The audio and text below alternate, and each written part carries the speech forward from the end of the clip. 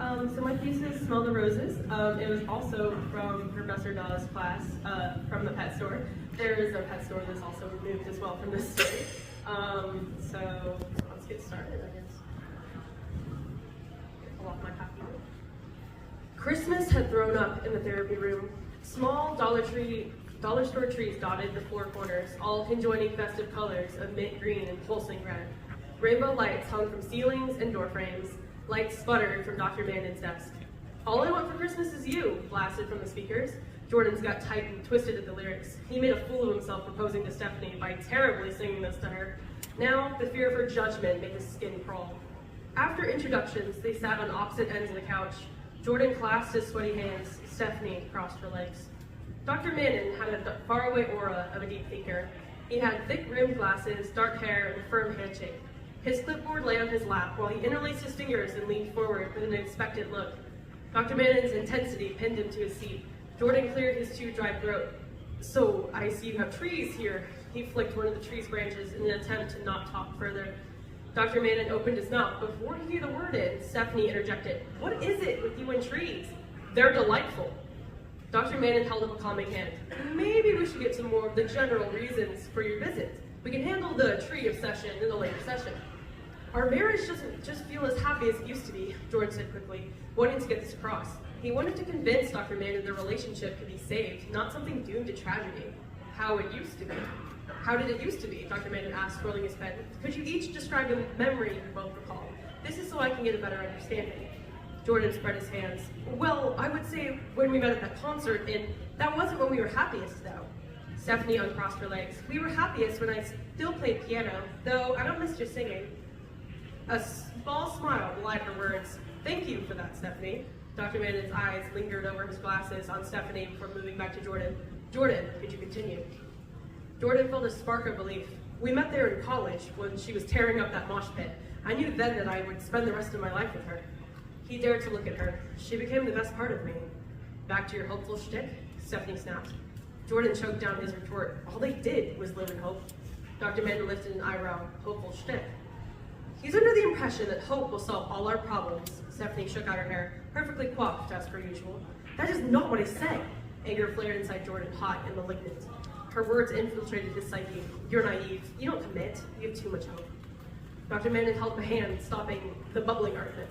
"How about, for the sake of my sanity, let's start with Stephanie. How do you feel in this relationship?"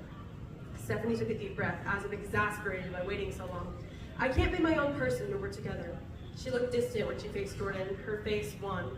A twinge of guilt pricked Jordan's chest. "I don't know where my path is leading me, and graduate school is helping me find what I want. I want to be there for you, but I have to consider my needs. I think that..." "Jordan, try to listen and understand. You have a chance to respond in a moment." Jordan bit his tongue and tried to zero in on her words. Stephanie tucked her brown hair behind her ear. "You may have the luxury to hope, but I don't have that freedom." The sight of anger in her eyes was all too familiar. "I feel unheard and distant from you. I want to figure out my life, and I need to feel that sense of comfort from you." Tears shimmered in her eyes. "I don't want to fight anymore because I know you need to make it work, but..." "What do you mean I need to make it work? What about you?" Jordan didn't care he'd interrupted. He wanted answers from her. Did she want to continue their relationship? "That wasn't what I meant. Let's take a few moments to process everything." Dr. Bandon's voice rang in Jordan's ears. "I don't think I can process this. Steph, what are you saying?" The bright, blinking Christmas lights made Jordan's head spin. "I think I need a break from you."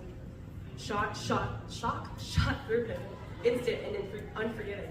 A white-hot, brutal fire burned its way from his chest down into his stomach. Nausea roiled, but Jordan swallowed the rising bile. "I think that a break is needed from the relationship." Dr. Bandon's words reached Jordan as if through water.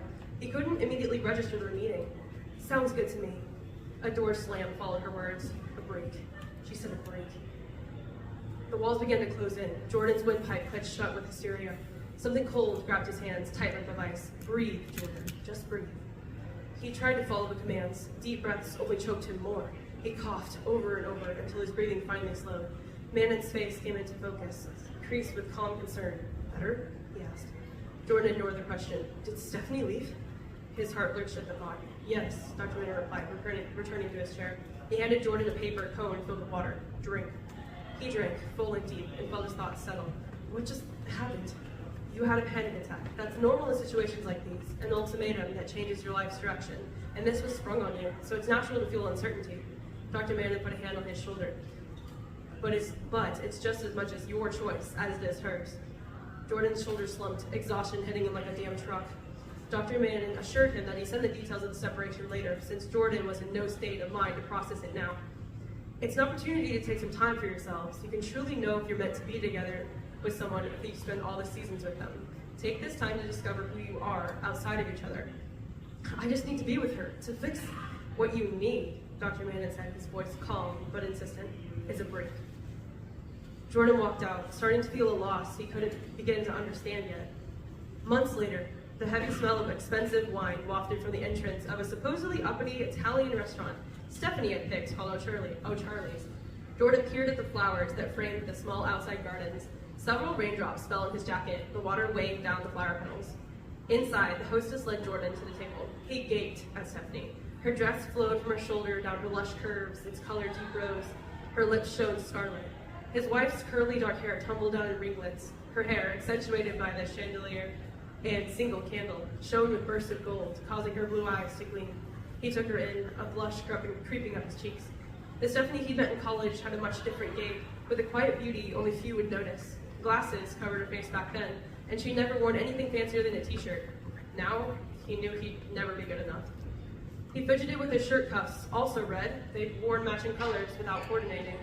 Jordan felt underdressed, wearing his button-down over a black Van t-shirt hyping Def Leppard, stained jeans, and black Converse. She'd ordered bread, the white wine they got when money hadn't been tight, and salads, his always Caesar, hers French. The crystal chandeliers above made the flower petals resemble gems. Jordan sat and immediately began to shuffle his sneakers. Nice stretch shoes, Stephanie said. Jordan used to enjoy this light tone, but now it brought an unpleasant shiver down his spine. He smiled, his cheeks aching. Nice bra strap. Stephanie's face turned bright red in stark contrast to the white wine he sent. It made him feel reckless. Jordan stripped off his button-down. The room felt too warm. Stephanie fixed her dress and peered at the rumpled jacket on the boot beside him. She shot him a scathing look, her mouth briefly screwed up in seeming distaste. I told you to dress nice. Didn't mean I had to stay that way. Stephanie stiffened, surely at his disrespect. In that instant, his dedication to her fizzled. The one thing he couldn't tell her was how much of her uncertainty affected his happiness. I just thought you had a little more class than that, that's all. She took a sip of her wine, her eyes glued to him. He tore a piece of bread. And I really thought we had something worth saving. Are you two ready to order?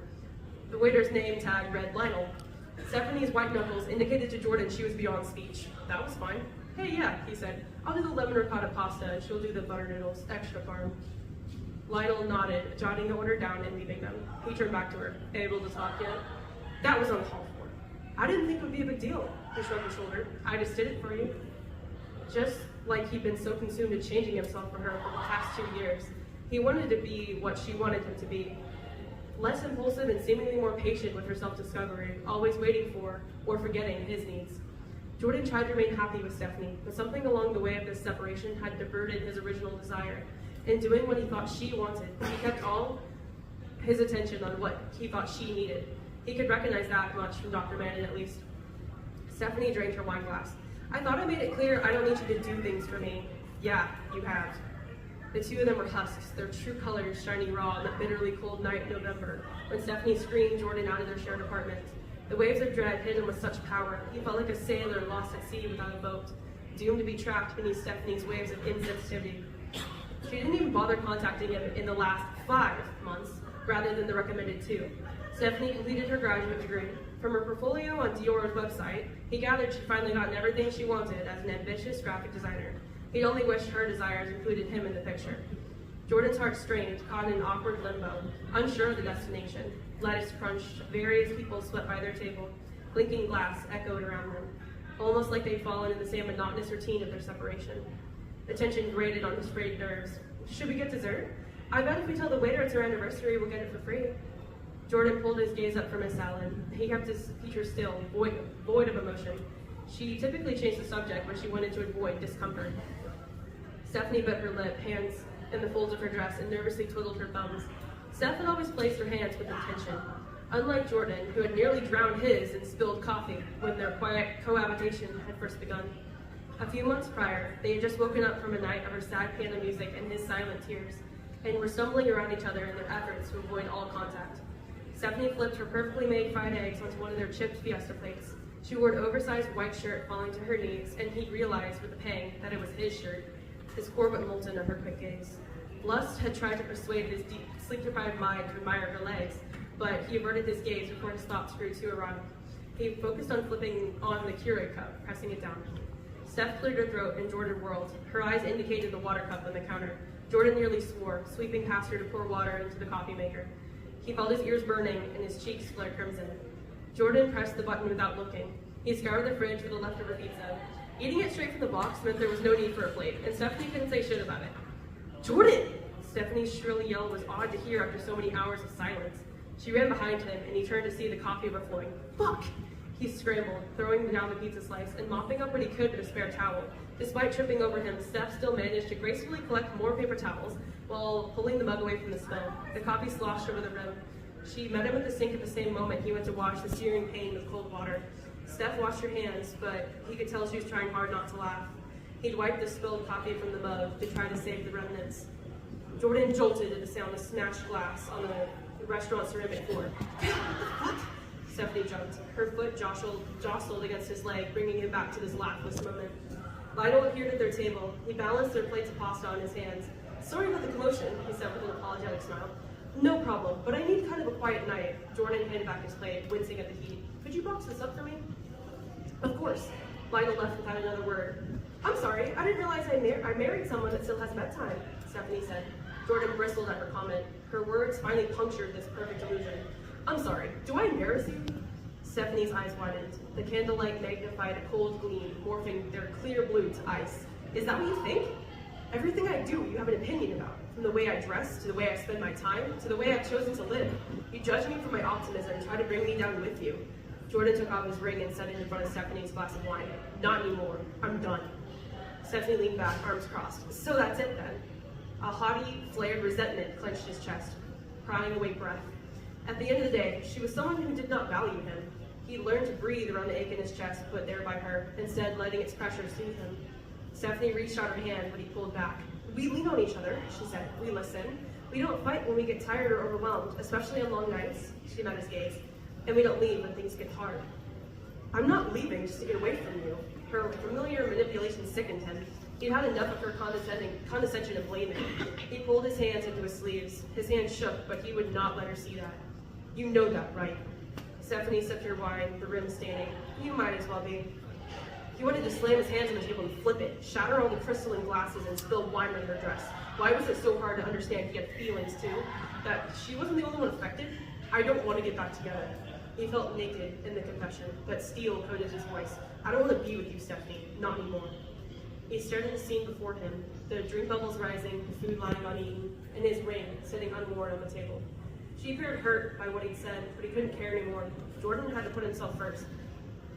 He didn't relish he'd done this on such an important, seemingly romantic day. He poisoned the possibility of having her back, but for once, he didn't feel bad. His golden band engraved with their wedding date, 05-18-23, shone like a trophy in the candlelight. Thanks for dinner. He fisted the wine bottle's neck, hoisting it out of the ice enclosure. She stared, sputtering indecipherable words. Lionel returned with Jordan's boxed up food. Jordan slipped him a 20.